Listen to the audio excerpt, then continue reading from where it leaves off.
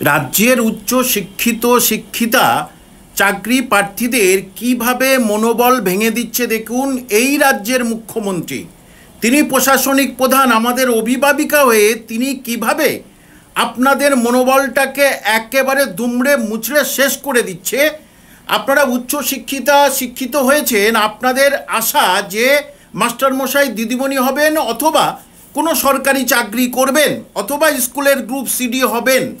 কিন্তু মাননীয় মুখ্যমন্ত্রী সেই চাকরির পরীক্ষার কথা কিছুই বলছেন না।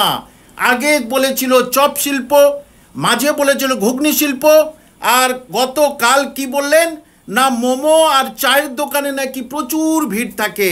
অর্থাৎ তোমরা এই শিল্পের মধ্যে থাকো, এই ব্যবসাটা তোমরা করো, এই যে চা, চপ, ঘুগনি, মুড়ি, মোমো তোমরা বিক্রি করো, এইভাবে তোমরা স্বয়ংসম্পূর্ণ হও।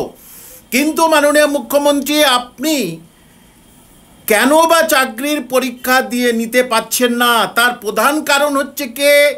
দুর্নীতি। দ্বিতীয় কারণ হচ্ছে যে ওবিসি মামলা 2010 থেকে আপনি কাউকে সুবিধা দেওয়ার জন্যে ওবিসি মামলাটা কিন্তু ঘেঁটে দিয়েছেন, আর তার ফলে এখন কলেজগুলোতে ভর্তি হতে পারছে না।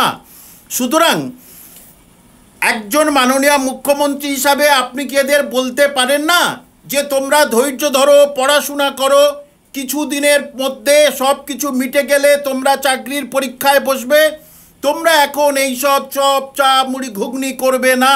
এটা যারা আর কিছু করার নেই তারা করছে, কিন্তু তোমরা চাকরির পরীক্ষা দাও। যদি ফেল করো, যদি সফল না হতে পারো, তখন তোমরা এই সব শিল্পের মধ্যে আসবে। সেটা কিন্তু তিনি বলছেন না। ভাবুন, আপনার বাবা মা জমি জায়গা বিক্রি করে দিয়ে আপনাকে উচ্চ শিক্ষিতা করেছে, এবং আপনার বাবা মা দেখবে যে আপনি এরকম চপ ঘুগনি বিক্রি করছেন। কতটা নির্লজ্জ মুখ্যমন্ত্রী হলে তবে এই কথা বলেন?